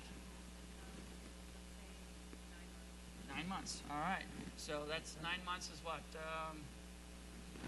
36? 50? No. 36. We'll just go 36. That sounds good. Yeah. I'm an HR guy. All right. How much time does it take the supervisor for someone to quit? Just a discussion. So-and-so left. I have to make a phone call to somebody that they left. All that kind of stuff. 2 hours. 2 hours, all right? Or I'm going to put 1 just because I want to go low, okay? Employee's time. Well, they're not there, so they're gone. Employee doesn't complete any forms, so we'll skip that one. Wow, it's way over here. That's fine. Okay. Oh, are we going to, I guess we're not going to buy him a cake. I threw that in for fun. Do you use a temporary service? No. All right. And so now realize you're going to pay somewhere. You're going to pay in temp service, or you're going to pay what? Overtime, or you're going to pay in lost sales. But somehow you're going to pay. How many weeks? None of that. Average hours of overtime for a coworker. 5 hours. Okay, hour a day. Overtime during the training, too. Another 5. Yeah, okay, that's fine. Good. Advertising costs, do you have any newspaper ads or anything like that? No, that's fine. Most people don't. Supervised time writing advertising for paper, none. Spent ordering, instructing temporary employee, no. Instructing overtime, how much do you think a supervisor loses in time in filling the work that they didn't do, plus moving people around, that kind of stuff? At least 10 hours a week. There's where you're paying for it. At top dollar now. Yeah. All right. Supervisor will, how many applicants will the supervisor interview maybe to hire one person? 5. Okay. How much time with each interview? About an hour. All right. Stop. Whoever offered me to use my own laptop, I should have taken you up on it. Co-worker, did they interview with the person at all? Yeah, an hour for them too then, huh? Okay. And, oh, thank you. Appreciate that. Here we go. Yeah, I'll just have. There we go. Travel expenses, none. Drug testing, how much for that? $65. There we go, thank you. Cost of a physical, no. Any skills or behavioral testing? No. How many applicants need to perform these tests? The drug screen, do you send all 5? Yep. Okay. All right, so you see how this is going, right? All right. This is the most thorough one. I developed this one only because all the rest of them were what I called magic numbers. You punch in about 3 numbers and push, this number comes out.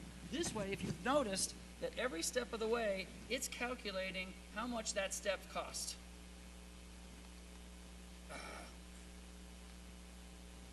So if you take a look on the right-hand side, $1,440 it costs to train that person. So if you go all the way down at the bottom, it will total it. If you just keep asking those questions, you have the ability to do this. Should management know how much it costs to lose somebody? Do you? How many people know? Yeah, 1. So our costs for our care assistant so far, $17,000. That's about right.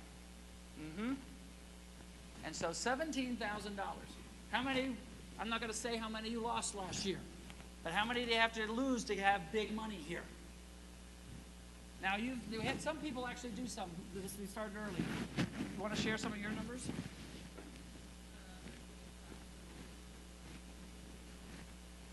And what position was that about? Order Relations Manager? Order Relations Manager, $26,000. Anybody else? You're all the same group?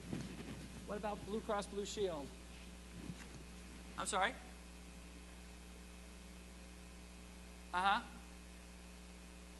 $49,000 for a clerk. If you lose 5 clerks, can you do something else with that money? But too many people say, losing people is just part of our business. Isn't that what you say? It's the cost of doing business. Bull. You can change that. You're just going to have to do something different. By the way, when you log out of this, hit save, and it'll print up a whole list of your costs that you can take it to your management meeting. So how many are actually going to go from here and go sample? I just want to see a show of hands, and if you're not going to do it, 1, 2, 3, 4, 5, 6, 7, 8, 9, 10, 11, 12. That's the issue. And so you saw the numbers. It's coming. We're trying to warn you. It's kind of like in Florida. The hurricane is coming. Put up your shutters. And they don't put them up. And so that's where we're sitting at right now. I encourage you to do it. Figure out what the cost is.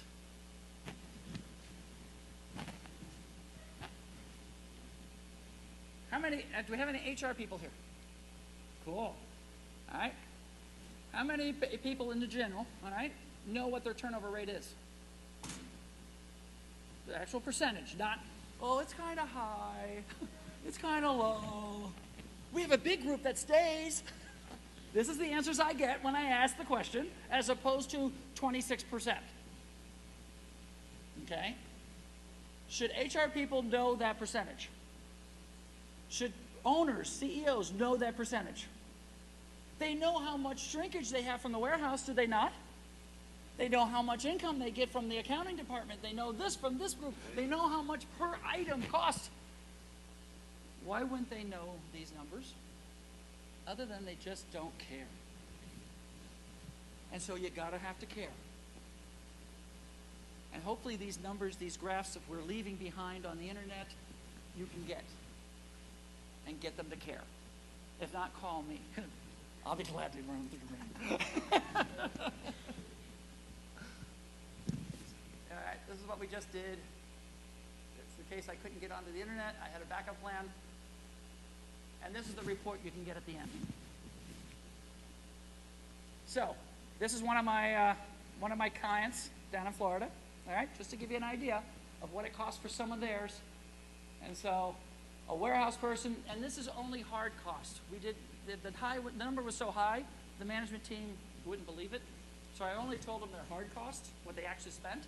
So $8,500. Merchandiser, which is the guy who puts the beer on the shelf, $12,000. Delivery driver, $29,000. Sales, the actual number is $71,000 to train a salesman. All right. If they just lost 3, they're up to $250,000. When I got there, they were 54% turnover rate. They lost half of their workforce. Today, they're in the teens, 16 to 19% the last 2 years. We changed it around. Is that a manual job? Yes, it is. Is it a hard job? Yes, it is. And so we're not talking white collar here, and we can turn it around. Paradigm has to change. And so here's the first thing. New employee paradigm, I am a commodity, I have talent, it should go to the best employer. Is that okay? Is it? Yeah. Right? Most of them, but look, the rest of you are sitting there going, people don't stay anymore. They have no dedication. Isn't that what we say? Don't you hear it? The young ones, they're not dedicated. All they care about is themselves. Isn't that what we hear? What have you done to keep them there? They view it. I have a commodity. I have a talent. You need my talent. I should go to the best bidder. And they're not wrong with that idea. You need need the talent more than they need you once you get to 4% unemployment.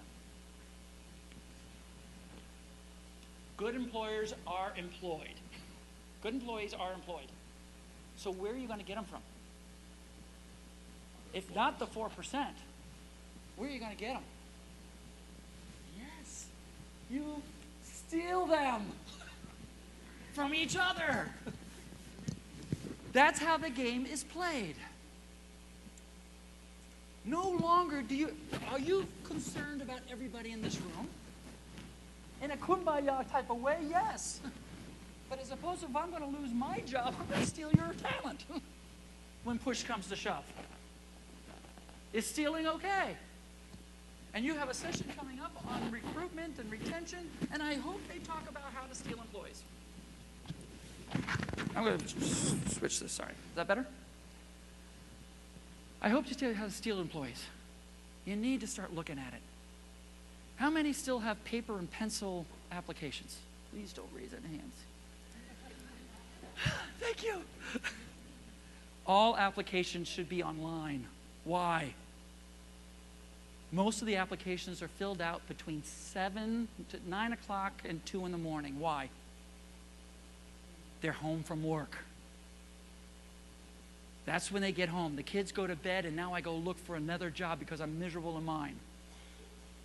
If you only accept applications at the door, what are you getting? Streetwalkers.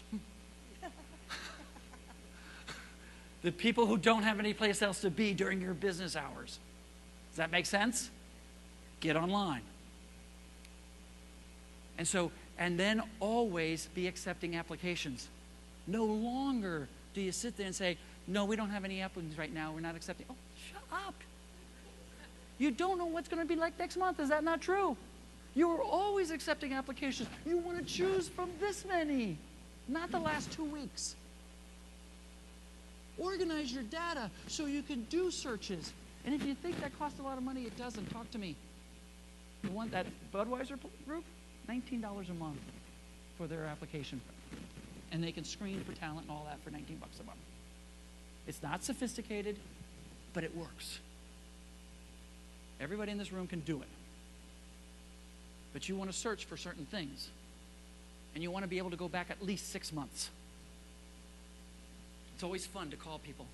And it says, you filled out an application for our place. All right? And they, what?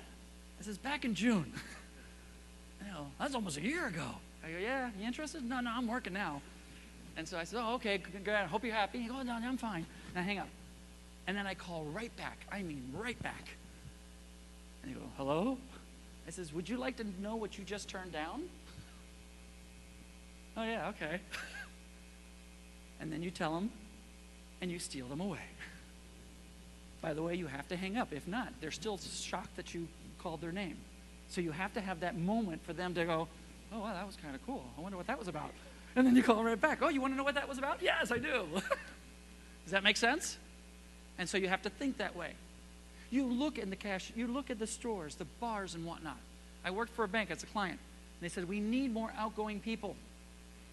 You know? And I said, fine. Do you mind where I get them from? They got scared. Where did I get them from? Bars and restaurants. It says, I can give you benefits. I can give you a little bit more pay, not much more pay, but the floor isn't sticky. And you can have normal lives like normal people. Now, I didn't put them on the teller line. I put them on the sales side. I can teach them banking. Can I teach someone a personality? Hire the personality, teach the trait. Hire the personality, teach the trait.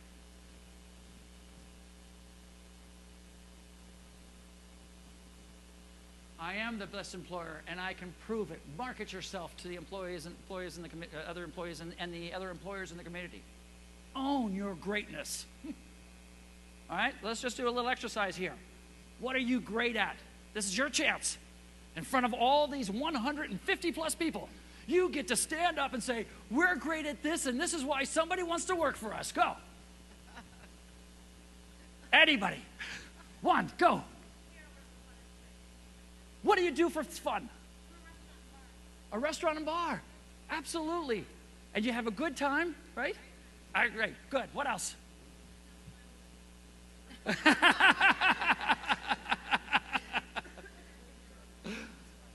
We have 2. What else? Flexible hours. Is that a plus? Yes. Could you sell and market flexible hours? Absolutely. So this whole table over here is interested. And so you sit there and you look at it. All right, what else? Parental leave. Where does that come from? Who's that? Cool. Own it. Stand up. Parental leave. Is that valuable? Yes. Very much so, yes. Excellent benefits for first-time employees. Okay, now, I'm glad you said that, all right? Because as an applicant, all I hear is benefits. And so you need to define excellent, right? Because how many are going to say, we have benefits and we have excellent benefits? How many in the room would, just be honest, how many are going to sit there and tell their applicant, we have excellent benefits? All of you. So it doesn't sell. I heard that in the last 5 interviews I went to. So what's so excellent about them? Now sell it. Let's say 3 weeks vacation for first year there. There you go. What else? What was that? Paid volunteer time. Right. You need to list them because that's what I need to hear. And then when I go, and no offense to whoever I pick on, you, sir, and he goes, do I get benefits? Yeah, we get benefits. It comes with great benefits. Does yours sound better than his? You need to learn how to market, guys. HR, now, where for many, many years, our flag that we waved in HR was what? How not to get sued. It was the Department of No. You can't do that. You can't do this. You can't do that. Now, HR needs to be marketing. Marketing to the employees, marketing to the outside, marketing to the community, to draw talent in. And then own the talent. So here's an example. I think I have it in here. I think I put it in last night. No. Oh, know your numbers. Here's the numbers. Okay? Everybody should know their turnover rate. And if it's below the 42%, guess what? You get to brag about that. Is that not true? We're 16% below the national rate on turnover. Is that marketable? Because isn't that what a new employee wants to know? Is everyone leave here? Growth rate. Is new applicants interested in that? Yeah. What is your growth rate? How many know how many people they grew last year percentage-wise? Yeah, that's a problem. What the hell you are marketing? We're a good place. You don't want to work for us. You're all are saying the same thing. Amount spent on training and development per person. Who knows that number? Should you? Would that be marketable? That we spend $1,500 per employee on marketing and development, employee development? Promotion rate. 20% of our employees moved to different positions last year. Is that marketable to this new generation?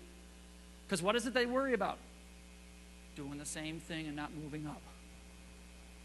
Percentage of that you pay for benefits. Not that you have benefits, that you pay 60% of the health care, 70%, 100% of the health care. They don't care about the health care. They want it. But they're really interested in what percentage you're going to pay. Isn't that right? Engagement rates. If you do an engagement survey, how did you score? That beer distributor, 96% had positive reaction to, I can trust my management, my executive management team. Is that marketable? Yes, it is. 90% said, I get the communications I need to do my job. Is that marketable? So what makes you special to all the other employees or employers? And if you don't have an answer, then why should anybody work for you? You need to look at yourself differently. Just because you have a wage doesn't mean I need to go work for you. So this is Southern Eagle, again, all right? And I have samples on your table. I think we have another stack if you're interested. I didn't put enough out there for everybody because a lot of you, won't want to ever look at this again. It's marketed. On one side, we have numbers for those people who love numbers. All right? And the other side, we have testimonials from employees. You know who I told them to mail this to first? The spouses at home. Because their spouses work someplace else. Isn't that true? And I wanted that marketing piece to go to their workplaces. to market our workplace. Oh. And we also left them, I don't know if you don't have, but we happened to leave them in our largest grocery chains in the back room so the competition would see them. I have a tendency to leave things. We mailed them out to the different churches. We mailed them out to the Chamber of Commerce, the Economic Development Council. And now guess what everybody thinks about that organization? What a great place to work. And if someone says, I hate my job, what's going to come out of their mouth?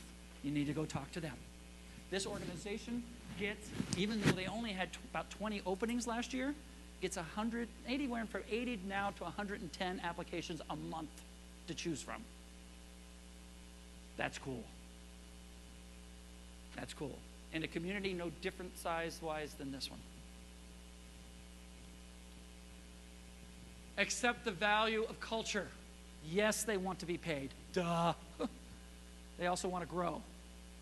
They want someone who cares. They want someone who can trust. And so when you go to market an interview, don't tell them how much they're going to get paid. Tell them how much their life will be improved because they come to work for you. Don't tell them that you have benefits. Tell them how much they will increase in market value just because they came to work for you. Because you will train them and you will develop them and you will grow them. You will invest in their future. Tell them what chance they have to develop. Because that workforce that plays those games wants the next game. Does that make sense? And then understand their first impressions matter. Every step of the hiring process is important. It needs to wow them. Look at your hiring process. Oh my gosh, how boring.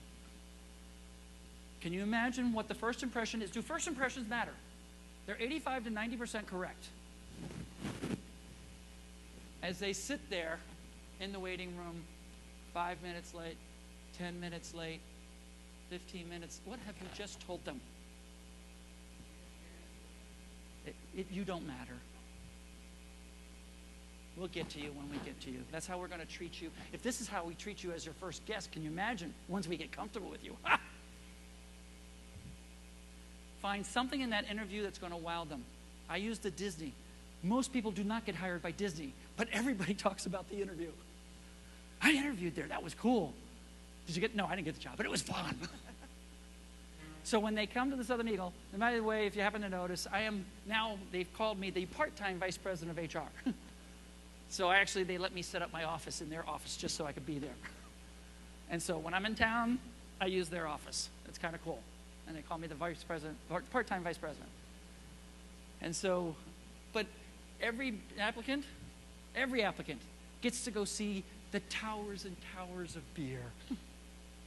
And they said, hey, you want to go see the beer? Yeah, come on, let's go see the beer. And they go, oh my God, look at all the beer. Now, they don't get the job, but that night, while they're drowning their sorrows because they didn't get the job, what are they talking about? I got to see all the beer.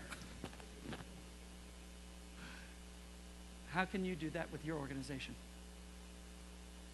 We have about 6 people that interview for every position, and they're surprised by that when you're only an entry-level clerk, forklift driver.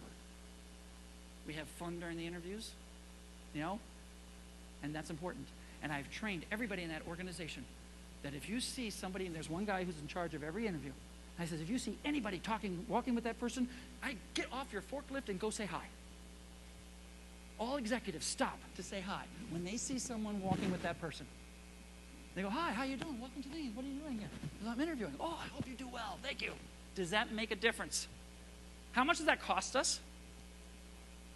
You just have to care. You just have to care. The onboarding process. Is that the next slide? Oh, yeah. Our handbook. All right? I'll get back to that. Yeah, it's different. I'll get to that one. Onboarding process. This is a pet peeve of mine. Orientation. Oh my God, they're terrible. They're awful. Think about it. 4 hours of nothing but here's all the rules and how we're going to fire your anatomy. Welcome to the family.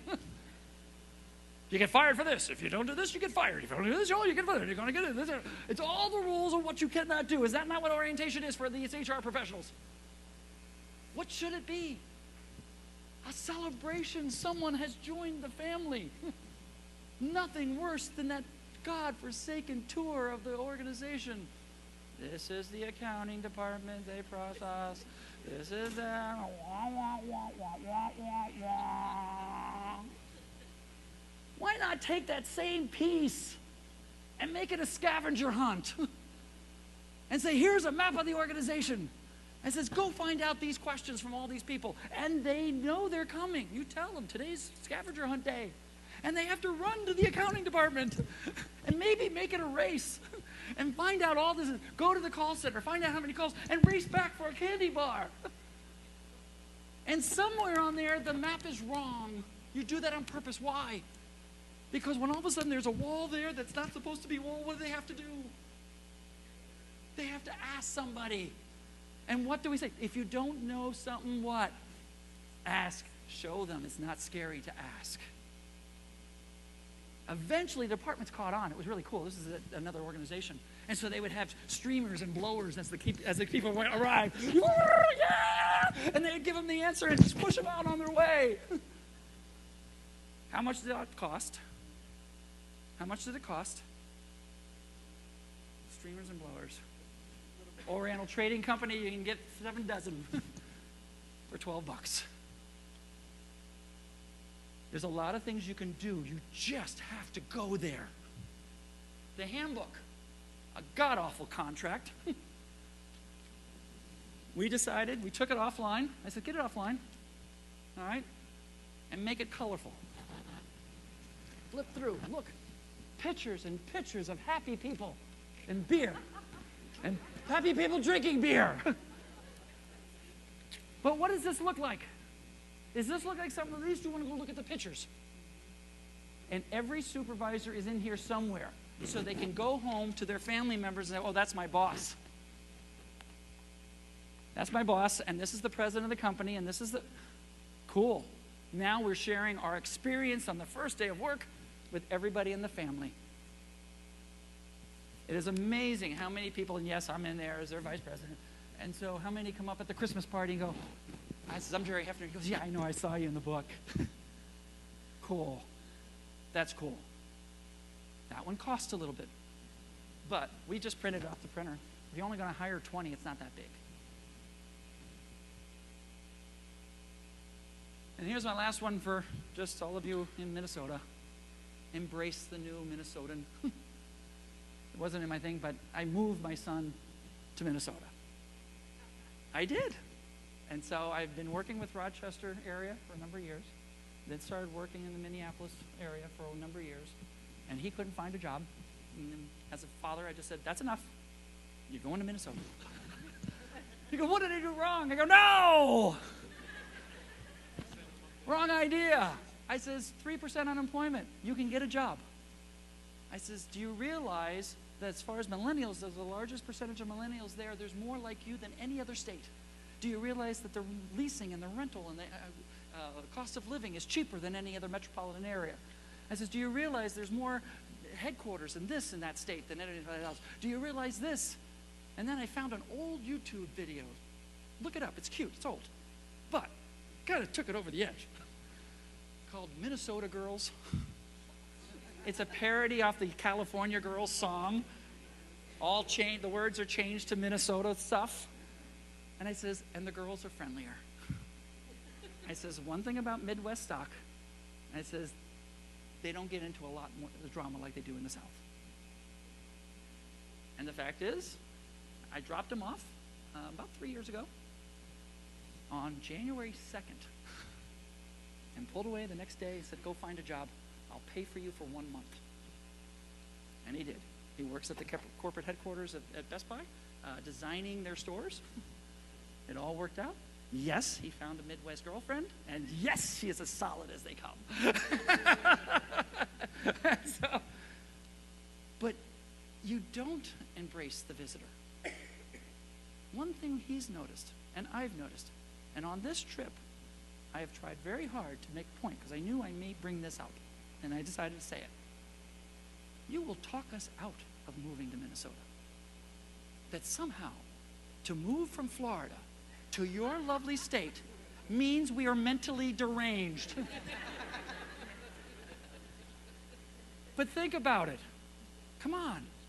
Let's get honest here. You have some bad months, do you not? Does Florida have bad months? Yeah, that's it. But we have bad months too. You don't want to be in Florida in June, July, August, or September. It's god-awful. The humidity's through the roof. The bugs are high. The alligators are biting. Now we have moccasins and everything else for you, and you're going to sit there and sweat? But we never talk about it, do we? You never hear us say that, do you? We go, come on, Dad, we'll take your money. And we keep our mouths shut because you'll come in those months, and you will stand at Disney and sweat and beat your children later because they're all crying and they got cat and candy all over in their hair. And really, if you think about it, you had a miserable time in Florida, but you went because everybody's happy in Florida. We have marketed ourselves so we can actually make you excited about your misery and not even know you're miserable. You need to get there too. As I went around to the bars and the restaurants and stuff, I said, oh, your town is beautiful. Wait till next week.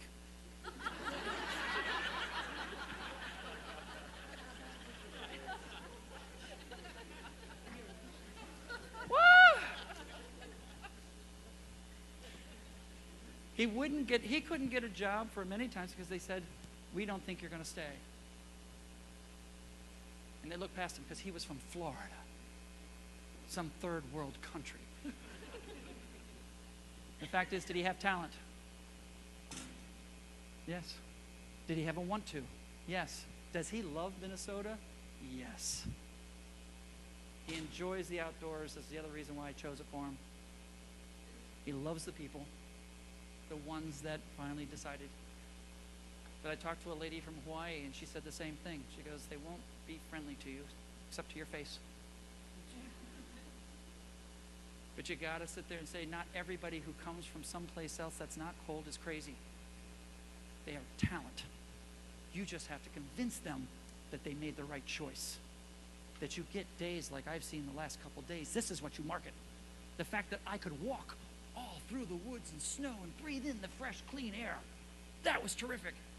I have never seen a man ride a bike on the water. That's cool. That's what you need to market. You have a ski slope here, which I can't find any advertising for. You have to be that. Your taxi cab drivers, the people in the restaurants, all have to believe in Minnesota as much as I do if you're going to attract people. And you got to quit talking about what's wrong with it and start saying what's right about it. Because hell, there's a lot right about this state. And the last couple days have aggravated me. Because I know what you can do. I know what you have. And I just got to get you to believe in yourselves. And quit talking about the cold. Every state has its problems. We have hurricanes. We lost our whole state. Should that not convince everyone to stay away? I lost my house. I'm still not in it. My kids and my wife were living in one bedroom. We all have something. Is that what you're going to parade around? The negative parts? Or are you going to sit there and talk about what's great? The people, the love, you got some darn good food. All right? What was that place I take? The Duluth Grill? Lamb stew. Good. But believe in yourselves. So when you meet somebody that is not from Duluth, ask this question. Say welcome, as opposed to why. Think about it. It's going to start with the people in this room. And you need to go talk to the rest of the people in your offices. We need to start saying, we're going to need them, are you not? And it's time to start saying welcome, as opposed to why did you come here? You only laugh because it's true. Isn't that not right? Is it really all that funny? So just change it.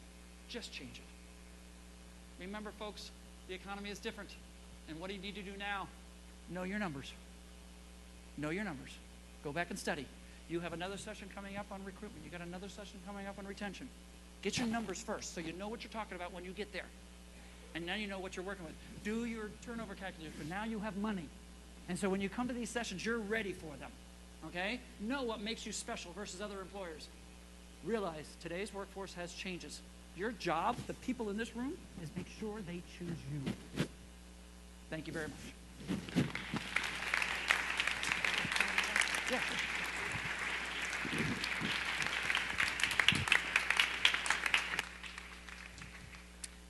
Questions? Can you talk about your experiences with utilizing a staffing firm or a recruitment firm to bridge the gap? For certain industries, it's good. I'll be honest, okay? Temp to hire type thing, trying them out and everything else. And so if you, for that value, I think it has value. And so you got to take a look at your situation. So for some of my clients, I would say go temp, almost across the board. Because they don't have the tools, they don't have the interview skills, they don't have the ability to determine good and bad. Other ones, I can develop the skills and stuff so we can do that, and they have the pool to choose from. So if you're not getting enough names, then you have to go someplace where you can get the names, and then you have to be choosy. Make sure they do behavioral assessments, make sure they do the testing, make sure that what you're getting is of value. And so I think they have it. If you don't have the ability to draw those names, you don't have the ability to determine a good employee from a bad employer. If you do have those things and you have numbers coming in, then yeah, you probably don't need them in that case. Southern Eagle, most of my clients all do behavioral assessments before they interview. And so we already know what their personality is long before we interview them. And so all we have to do at that time is figure out the skills. And we've marketed themselves, and so all my clients are kind of working on this marketing piece, so we are getting the numbers. So by the time we decide to interview somebody, we already have, we've chosen, you know, who we want. We already know their personalities. We know what if it matches, and then all we have to do is test for the skills, basically, and the fit. Not every organization can do that, but you can work with their staffing agencies to do that, and that has numerical value. Does that answer your question? Cool. Oh, okay, good. Wouldn't hurt for me to give you a plug. Ah, smart man. Okay, another question right here, Gerry. Yeah. Regarding the concept of the importance of first impressions, yeah. What is your view on, with technology utilizing the self-scheduling for interview setup? Are you familiar with that? Depending on which, you're going to hear me say this a lot, depending on the market of who you're going for. I play to the market and what the person on the other side wants. So for a blue-collar market, that won't ever work because they're not going to go through that. If you're going through a tech area, then it's exactly what they want. Does that make sense? So it's always depending on the market I'm trying to go after. And so, like I said, for a blue-collar, no, that would never work because they're not going to go through that much trouble. They want that phone call. And by the way, this is what you have to do. You call them, you leave a message, then you text them and tell them to go answer their voicemail. Because we don't pick up numbers we don't know. So you have to text them. You have a message from such and such a company. Please answer the voicemail. And they'll call you back within 30 seconds. Okay? But you call all these applicants and they don't respond and you walk away from them, well, because of all the advertising, none of us answer. So it depends on who you're going for. Same thing with the internet on the advertising. You know, Indeed, all of those, depending on who watches that. Now, should it be the only one for any of them on that? Because if I might have talent, but I just don't see it, a phone call to them and say, hey, we're interested is always a good idea. It's personal. And if I text them, it's enough techie thing to get their attention. Yes? Another question. Okay, it's a comment and a question. But Cool. just the idea that we can all in the room totally rely on stealing each other's employees seems a little bit like rearranging the chairs on the Titanic or something. Mm-hmm. And that I think we need to think a little bigger, broader, and deeper. For example, the 4% unemployed. I think that there is talent there. I think there's a lot of merit there. We've had a lot of luck at Community Action in hiring people who weren't currently employed. And it can be, you know, like an older worker. It can be someone with a criminal background. It can be somebody who is lacking in college or whatever. There's a million reasons, but there's a lot of talent there. And I think that we in the room shouldn't dismiss that. And that we have to adapt, like you've been talking about, to being more welcoming to everyone. And I just hope that that's a topic for a future one of these sessions, because I think we're missing out by And I would agree with both that those dismissal. comments. Okay. I'll agree with both of those. Okay. I think I put my disclaimer in the very beginning. I have a tendency to be rude and blunt, and I kind of dismiss a lot of the stuff I say because of that. Okay. But that 4%, when I say a diamond, if you remember, I says, what's your percentage? I didn't say it was 0. I was just saying, what's the percentage of finding a diamond? It's going to take a lot more work. Doesn't mean you can't make the diamond. It's just going to take a lot more effort to do it as opposed to stealing yours. The effort is not so high. Now, to the thing as far as we're all stealing from each other, yeah, it really doesn't work out that way, because the bad employers won't be able to steal anybody. And so bad employees will go under. Bad employers will go under because they can't find talent. Me personally, don't have a problem with that. I don't want bad employers in my community. I want them to go under, and I want them to be replaced by what? Good employers, good businesses. I don't want to go into the dry cleaners and have them lose my dry cleaning and that kind of stuff. I want, and so that's okay with me, but that's it. There is people down there. There is talent down there. You're just going to have to develop it. And that's why that developing dollars is important to me. I don't care what group they bring in, you're going to have to develop them. And you better brag about the dollars you spent, or else you get no credit for that whatsoever. Is that not true? Remember, if you don't tell your story, the story they tell will not favor you. In the absence of the truth, they'll make up a lie. So you're going to have to market yourself. But I agree with both your statements. Okay, so I was just wondering about behavioral testing or assessments. Is there anything that you recommend? Favorites? Yes, but I'm going to put a disclaimer, I sell one. So I will tell you this. I mean, I use it, and yes, I sell it, so it's kind of difficult. I will tell you this. Just make sure they're validated for pre-employment. All right? And watch the crazy wording. You can use it in your employment process. Well, part of the employment is after employment. So be very careful about how they use it. There's only a few in the world that are validated for pre-employment. It means you can use it before you interview them. So DISC, Myers-Briggs, all the colors, all those, no, that's after employment. That's after you let them in. Then you can use it as part of their development. There's very few, and I'll say I use the predictive index, 2 questions, and I can tell everything about them. And then use the software to say, I want an outgoing person who's very detailed, that can handle multiple priorities. Go find it. And it goes through my database and says, here it is. Talk to these people. So if anybody's interested, let me know. Another question? Yes? Question over here. Can you give an example of how you changed cultural ownership at a traditional manufacturing like Eagle? So how did you transfer cultural ownership? Cultural ownership. At Oh, Eagle? okay, I gotcha. Yep. All right. It's manufacturing. I'm going to take an electric company, a City Electric. Mentality is much the same, the linemen and all of that. And basically, it was being owned by the linemen. I'll call them, most of them were older. Most of them had been in the industry for many years. They were curmudgeons. Does everybody know what that means? It's an old word, but they were just negative. They were hateful and angry, and if it wasn't a complaint coming out of their mouth. And that was the culture of the organization. And so, and nothing changes and those kind of things.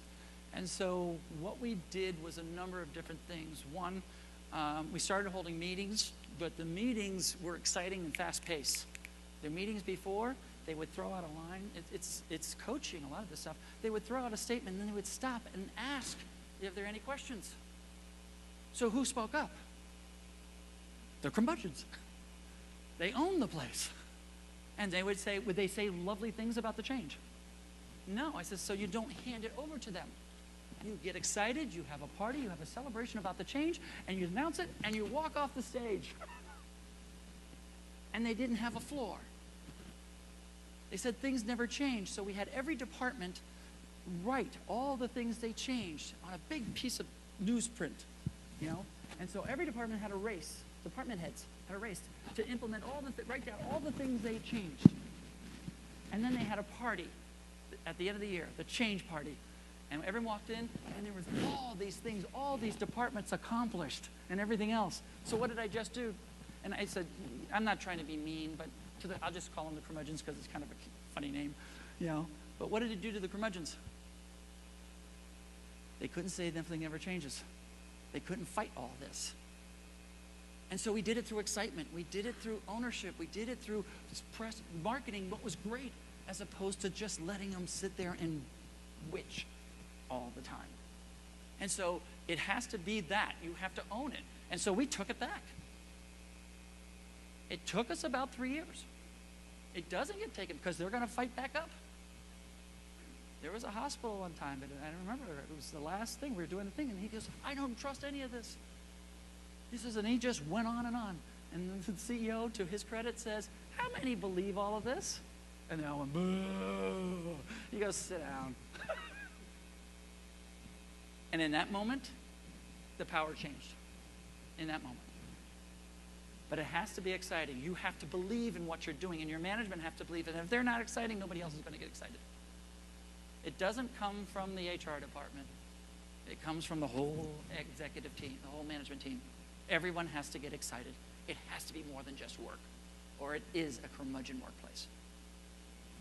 Does that help? Last question, anybody? Yes. Rate for white folks is around 3%, and our unemployment rate for African Americans is about triple that. Do you have any advice for dealing with that? It's not easy, but okay. So it is kind of easy, you know. It's just breaking down barriers again, okay. And you got to make that group believe. So I do a program in Lubbock, Texas, and I only do it once a year because it takes all the energy out of me to do it. And I am drained after that week. But they hand me once a year all the habitually unemployed from mostly that group. Prisoners, mothers who just entering the workforce at age 56, you know, that kind. And I spend a week with them. And it is tough. They come in all hoodied up and whatnot. And, you know, the thing is you got to get them to believe. You got to get that individual to believe. You're not gonna talk to the employers. Why should they take the risk? You said all hoodied up, so you're describing them looking like a millennial, and aren't we supposed to move towards that? So what I'm saying is right now, the old guard is trying to keep the millennials out of the workforce. I'm talking scary looking. Okay. Well, I don't think millennials look scary. How many millennials are in here? Yeah. And so I'm saying, if this is the group that's gonna hire them, I gotta get them to that point. Applicant. Yes. Work on the applicant. That's right. Yeah, because this is where the game is being played. You know?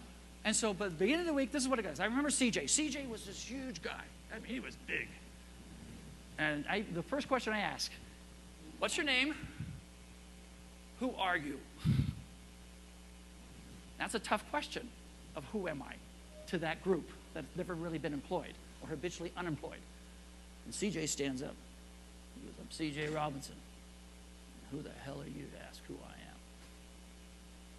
Glad to meet you, C.J. Have a seat. And so I had another one, Rosalita. Rosalita was here, and I thought of her, and that's why I said the hoodie up, because she would sit there in the meetings, and she would fall asleep and sit like this. And through the days that I worked with them, eventually they would show their smarts. They were actually quite intelligent. Rosalita was really bright.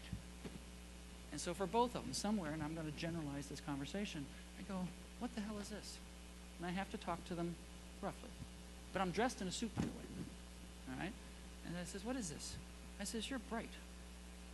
I says, you got a lot more education than you're leading on. I says, why are you cheapening yourself? I says, what caused this?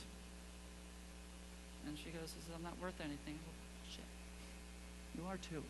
And by that time, I knew enough about them. I says, you did this, much like I just did about Minnesota. And I preached to them. I says, you stand up and you own who you are. You don't hide away from it. I says, you come in tomorrow, I want to see the real Rosalita, the one that you're talking, that you wish you could be, because it's only a dress and a head-up difference. And I said the same thing to CJ. And by that Friday, I did not recognize Rosalita. On the last day, she came in and I go, that's Rosalita. I go, whoa, she was gorgeous. And CJ goes, I'm CJ Robinson. I have 5 years of experience in lawn maintenance. He says, my areas of expertise, I show up on time, I care, and I can lift anything you need me to lift. You get that workforce from that point to that point, you don't need to go find them a job. There's about an 86% retention rate in that class. That they go out, find a job, and keep in it. You got to get them to believe, because their parents didn't teach them. I coached 3 years in the inner city, all African American. My kid was the only white kid. And the fact is, half of them, great parents. The other half did nothing but tear them down. We need to build that workforce up. And if you can make them believe in themselves and the talents that they actually have, you don't have to go find them a job. They'll find their own. Let's thank Gerry for his time today. Thank you very much.